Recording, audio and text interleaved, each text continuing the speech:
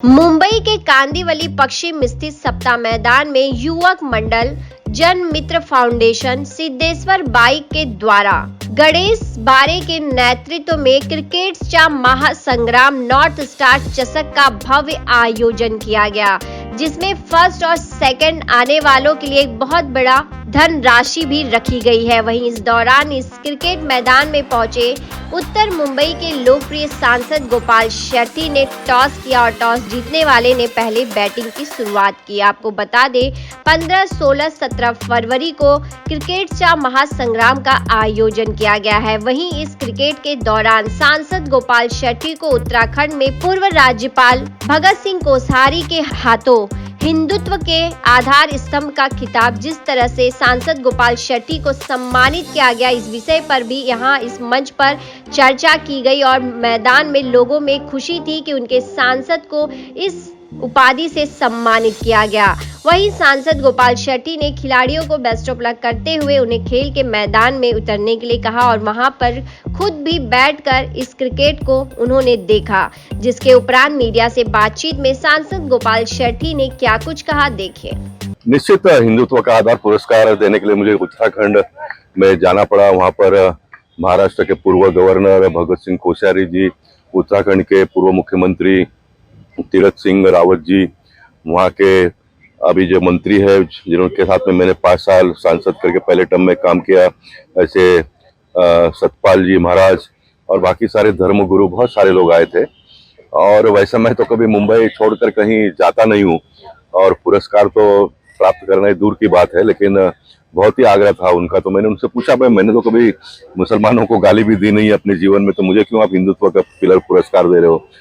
तो उन्होंने पूरे उत्तर मुंबई को सर्वे किया और उन्होंने मुझे बताया कि छत्रपति शिवाजी महाराज से लेकर अब मलाड में महाराणा प्रताप का जो ग्राउंड बन रहा है और 7 एकड़ का जो थीम पार्क बन रहा है उसको भी मैंने भगवान परशुराम थीम पार्क के नाम दिया।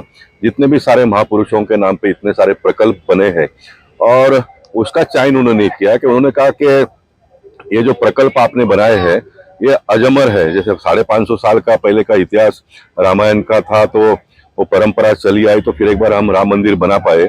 वैसे ये जो प्रकल्प बने हैं उत्तर मुंबई में, ये हिंदुत्व को बहुत लंबे समय तक जीवित रखेगा, मजबूत करेगा, इसलिए वो मुझे ये पुरस्कार देना चाहते हैं। तो मैंने सोचा कि मैंने जाना चाहिए और मैं गया और उत्तराखंड के देवभूमि में जाने के बाद में मैं बहुत प्रसन्न हुआ। मैं जाकर सवेरे जाकर रात को ही वापस आ गया, लेकिन वहां जाने के बाद में मेरे मन में ऐसी इच्छा हुई कि मैंने एक दिन यहाँ पर रुकना चाहिए था। इतना सुंदर वो देवभूमि है, भगवान की इच्छा होगी तो फिर जाएंगे। तो हिंदुत्व के स्टार आधार स्तंभ का अब आपको सम्मानित भी कर दिया, क्या लगता है जिम्मेदारी इस तरह से सम्मान मिलने के बाद जिम्मेदारी और कितनी ज्यादा बढ़ जाती है आपके कार्य के प्रति? नहीं, जिम्मेदारी तो बढ़ती नहीं है, लेकिन जब जनता और पार्टी के कार्यकर्ता आपको सम्मान करते हैं, रिस्पेक्ट देते हैं, तो आपकी जब जिम्मेदारी और जवाबदारी ऑटोमेटिकली बढ़ जाती है। उनके विश्वास पर आप खरा उतरे, इस प्रकार का आपको काम करना होता है। और मैं मानता हूँ कि एक स्टेज पर आप जाने के बाद में फिर आपको बहुत कुछ करना होता नहीं है, कुछ बातें तो ऑटोमेटिकली बन जाती है। ये जो क्रिकेट टीम जो देख रहे हैं आप, ये गणेश बारे है, राजेश भट्ट है, दीपक पाटनेकर, ये सारे लोगों ने मिलकर आयोजन किया है। मुझे तो कभी बख्शी देने के लिए आना पड़ता है, कोई पैसे की भी मांग नहीं करते हैं, सभी अपना मैनेज कर लेते हैं। संघ संघ चालक को किसी ने एक बार पूछा था कि संघ क्या क्या काम करेगा देश में, तो उन्होंने कहा था संघ कुछ भी नहीं करेगा, लेकिन संघ को जो चाहिए वो सारा होता ही जाएगा। वैसे मेरे जीवन में भी मुझे लगता है कि बनते जा रहा है।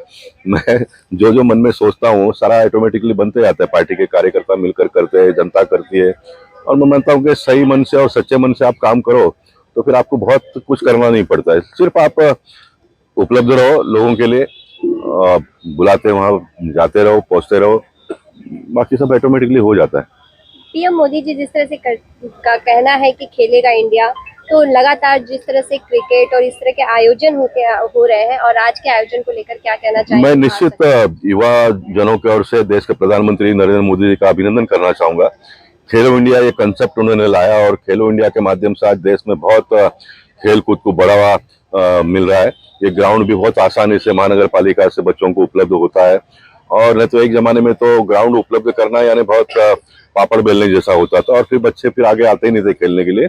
और मैं ये मैसेज देना चाहूंगा लोगों को, महानगर पालिका की प्रॉपर्टी हो, सरकार की प्रॉपर्टी हो, ये सारी जनता की प्रॉपर्टी है, जनता की संपत्ति है, उसका उपयोग आपने करना चाहिए। जो एक व्यवस्था बनी है परमिशन लेने का, उसका जो भी मिनिमम चार्जेस होगा वो भरने का, वो भरना चाहिए, लेकिन चार्जेस भी कितना हो इसका भी एक मर्यादा होना चाहिए। इन दिनों में मैं देख रहा हूँ कि जो भागवत सप्ताह या तो रामायण रामलीला जो वगैरह करते हैं, उनके पास से बड़े पैमाने पे चार्ज लिया जाता है महानगर पालिका की ओर से। मैंने उसके बारे में भी आवाज उठाई और मैं चाहूंगा कि आने वाले दिनों में उसको कम करूंगा, क्योंकि महानगर पालिका का प्लॉट लेना इतने बड़े पैमाने पे पैसा भरकर, फिर उसके बाद में मंडप वगैरह में बहुत सारा पैसा लगता है। तो ये सांस्कृतिक कार्यक्रम आने वाले दिनों में लोग करना बंद कर दे तो ये देश को बहुत महंगा पड़ेगा, क्योंकि हमारे सांस्कृतिक जो मूल्य है वो जीवित रहना चाहिए। तो जीवित कब रहेगा? बार बार आप कार्यक्रम करते रहो, लोग उसमें जुड़ते जाएंगे, नई पीढ़ी को रामायण क्या है, महाभारत क्या है, ये हमारा कल्चर क्या है, ये सारा पता चलना चाहिए। तो आसानी से ग्राउंड उपलब्ध होना चाहिए, रेट रिजनेबल होना चाहिए। और मैं आगे जाकर ये भी कहूंगा कि जो मंडप डेकोरेटर वगैरह जो करते हैं उसमें मेरे साथ में जुड़े हुए कोई कार्यकर्ता होंगे तो भी मैं जनता का व्यक्ति हूँ।